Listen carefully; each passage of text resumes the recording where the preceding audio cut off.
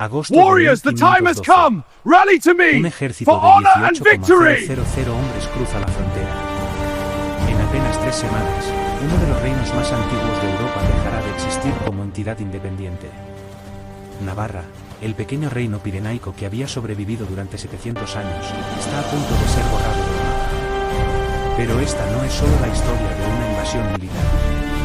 Es la historia de una traición, de alianzas rotas, de papas que reparten reinos como si fueran cartas de póker, y de una familia real que luchará durante décadas por recuperar lo que perdió en menos de un mes. Hoy vamos a descubrir cómo el reino de Navarra, que había sido un actor clave en la península ibérica desde el siglo IX, cayó víctima de las ambiciones de Fernando el Católico. Y te adelanto algo, lo que vas a escuchar supera cualquier episodio de Juego de Tronos. En una esquina del Rin, Fernando II de Aragón, viudo de Isabel de Castilla desde 1504, ahora casado en segundas nupcias con Germana de Foix. Un hombre de 60 años, considerado el político más astuto de Europa. Maquiavelo literalmente escribió, El Príncipe, pensando en él.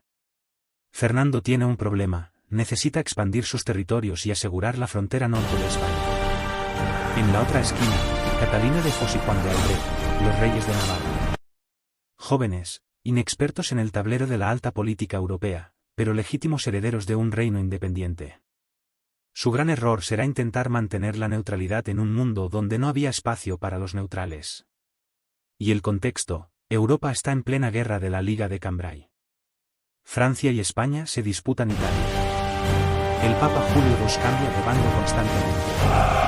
Y Navarra, ese pequeño reino encajado entre Francia y España, tiene la mala suerte de estar justo en medio del campo de batalla. Para entender por qué cae Navarra, necesitas entender que en 1512, Europa es como una partida de Risk jugada por psicópatas con coronas. Francia, bajo Luis XII, es la gran potencia continental. España, recién unificado, quiere serlo. El Sacro Imperio Romano Germánico juega sus propias cartas. Y el papado, bueno, el Papa Julio II es básicamente un señor de la guerra con mitra. Navarra había mantenido tradicionalmente buenas relaciones con Francia. Lógico, geográficamente, gran parte del reino está al norte de los Pirineos. Culturalmente, las élites navarras miran hacia París tanto como hacia la península. Pero esto es exactamente lo que Fernando el Católico va a usar en su contra. Si Navarra es aliada de Francia, y España está en guerra con Francia, entonces Navarra es el enemigo. Simple, ¿verdad? Bueno, no tanto. Porque lo que Fernando necesita es una excusa. Y esa excusa llegará envuelta en pergamino papal, con sellos de cera y todo el peso de la cristiandad detrás. 21 de julio de 1512. El Papa Julio II emite una bula que cambiará la historia de Navarra para siempre. En ese documento, el Papa excomulga a los reyes de Navarra. ¿El motivo? Supuestamente, Catalina y Juan de Albret están apoyando al Concilio de Pisa, un intento de deponer al propio Papa.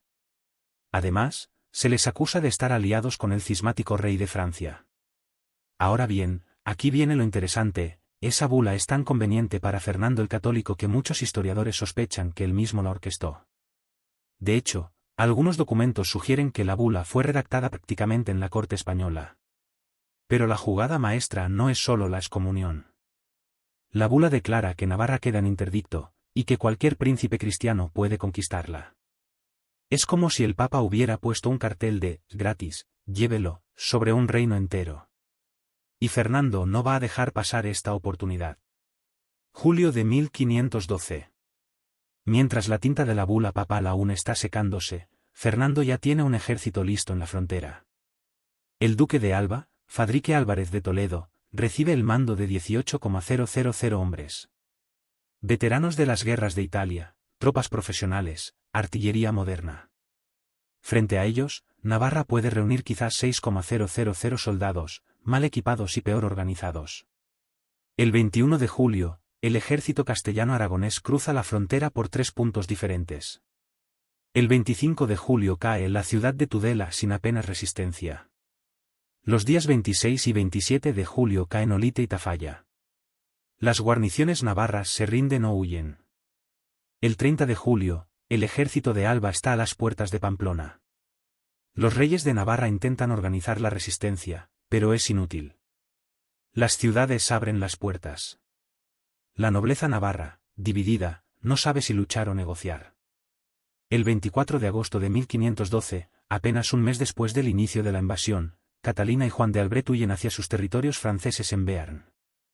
El reino de Navarra ha caído. Pero Fernando el Católico es demasiado listo para conformarse con una simple conquista militar. Él necesita legitimidad legal. En 1515, convoca las Cortes de Burgos. Allí, ante los representantes de Castilla, se formaliza la anexión. Navarra no se incorpora a Aragón, sino a Castilla. ¿Por qué? Porque Fernando está jugando a largo plazo, quiere que Navarra pase a su nieto Carlos, el futuro Carlos I de España y V de Alemania. La fórmula legal es ingeniosa, Navarra mantiene sus fueros, sus leyes propias, sus instituciones. Técnicamente, no es una provincia conquistada sino un reino, unido, a Castilla. Cada rey de Castilla será también rey de Navarra. Es una anexión suave en apariencia. En la práctica, Navarra ha perdido su independencia política exterior. Ya no puede hacer alianzas, declarar guerras ni acuñar moneda propia. Pero esta historia no termina aquí. Porque los legítimos reyes de Navarra no van a renunciar. Y durante los próximos 12 años, Europa será testigo de uno de los intentos de reconquista más persistentes y trágicos de la historia. Enero de 1516. Muere Fernando el Católico. En toda Europa se percibe que hay una oportunidad. El nuevo rey, Carlos I, es un adolescente flamenco que ni siquiera habla castellano. España está en una situación de debilidad transitoria. Los antiguos reyes de Navarra, refugiados en Francia, reúnen un ejército. Esta vez, cuentan con apoyo francés. El plan es simple: cruzar los Pirineos, levantar a la población navarra en armas y recuperar el reino. Y sabes qué, casi funciona. En mayo de 1516, el ejército franco-navarro cruza la frontera. Las ciudades del norte, especialmente en la zona de la montaña, se rebelan. Hay un genuino levantamiento popular. Los campesinos navarros, que nunca habían aceptado la conquista castellana, toman las armas. Pamplona es sitiada. Durante semanas, parece que Navarra podría recuperar su independencia. Pero entonces llegan los refuerzos castellanos. Miles de soldados veteranos suben desde el sur. El ejército navarro es derrotado en campo abierto. Los reyes tienen que huir de nuevo. La represión es brutal. Cientos de nobles navarros que apoyaron la rebelión son ejecutados o exiliados. Sus tierras, confiscadas. El mensaje es claro: Navarra es ahora parte de España. Warriors, the time has come! Rally to me! For honor Pero and si crees que la victory! historia termina ahí, te equivocas. Porque los navarros son obstinados. 1521, Europa está en guerra de nuevo. Francia y España combaten en Italia, en Flandes, y Carlos I está distraído con la revuelta de los comuneros en Castilla. Los exiliados navarros ven otra oportunidad. Esta vez el plan es más audaz: un ejército francés cruzará los Pirineos occidentales mientras los partidarios navarros se alzan en el interior. Mayo de 1521. El ejército franco-navarro sitia Pamplona. En las murallas, defendiendo la ciudad para España, hay un joven capitán vasco llamado Íñigo López de Loyola. Quizás lo conozcas mejor como San Ignacio de Loyola. Una bala de cañón francesa destroza la pierna de Ignacio. Pamplona cae. Durante unas semanas gloriosas, parece que Navarra ha recuperado su independencia. Pero la historia se repite. Los refuerzos castellanos llegan. El ejército navarro es derrotado en la batalla de Noain, el 30 de junio de 1521. Es una masacre. Miles de navarros mueren. Los supervivientes huyen a través de los Pirineos. Esta será la última vez que un ejército navarro luche por recuperar el reino. La última vez que la bandera de Navarra ondee sobre Pamplona como símbolo de independencia. Los reyes de Navarra en el exilio no renunciarán nunca a sus títulos. Durante décadas, seguirán llamándose reyes de Navarra. Sus descendientes mantendrán la reclamación durante generaciones. Catalina de Foix morirá en 1517, apenas 5 años después de perder su reino. Juan de Albret la seguirá en 1516. Su hijo Enrique II de Navarra continuará la reclamación. Su nieto, otro Enrique, será famoso por algo completamente diferente, se convertirá en Enrique IV de Francia, el rey que dijo, París bien vale una misa. De hecho, hasta la Revolución Francesa de 1789, los reyes de Francia mantendrán el título de Rey de Francia y de Navarra. Un título vacío, un reino fantasma, pero un recordatorio permanente de lo que se perdió en 1512. Mientras tanto, en la Navarra real, la española, la vida continúa. Mantiene sus fueros, su diputación, cierta autonomía administrativa. Pero la independencia política se ha perdido para siempre. Las fortalezas son reforzadas. Pamplona se convierte en una de las ciudades más fuertemente fortificadas de Europa, con una ciudadela diseñada para asegurar que nunca más pueda ser tomada desde el norte. La conquista está completa. El reino de Navarra ha dejado de existir como entidad independiente. Pero su memoria, su identidad, su sentimiento de haber sido un pueblo libre, eso permanecerá durante siglos. Ahora viene la pregunta del millón, ¿fue legal la conquista de Navarra? En el derecho internacional de la época es complicado. La bula papal proporcionó una cobertura legal, sí. Pero esa bula fue obtenida mediante presiones y manipulaciones. Los propios reyes de Navarra la impugnaron, y varios teólogos y juristas de la época cuestionaron su validez. El cronista navarro Padre Moret escribió décadas después que la conquista fue una injusticia manifiesta. El jurista Francisco de Vitoria, padre del derecho internacional, cuestionó abiertamente la legitimidad de la anexión. Pero aquí está el truco, en 1512, el derecho internacional es lo que dicen las espadas y los cañones. Fernando el Católico tenía el poder militar para conquistar. Tenía el apoyo papal para legitimarlo. Y eso, en el siglo XVI, era suficiente. Desde una perspectiva moderna, la conquista de Navarra es un caso clásico de agresión territorial. Un reino independiente fue invadido sin que hubiera mediado provocación real. La excusa de la excomunión papal era exactamente eso, una excusa. Pero juzgar el pasado con criterios del presente es siempre problemático. En el mundo de 1512, Navarra era débil, estaba estratégicamente mal situada y tenía vecinos poderosos y ambiciosos. Su destino, trágicamente, estaba probablemente sellado. Entonces, ¿qué nos deja la conquista de Navarra? Primero, la consolidación de España. La anexión de Navarra completó la unificación territorial de España tal como la conocemos.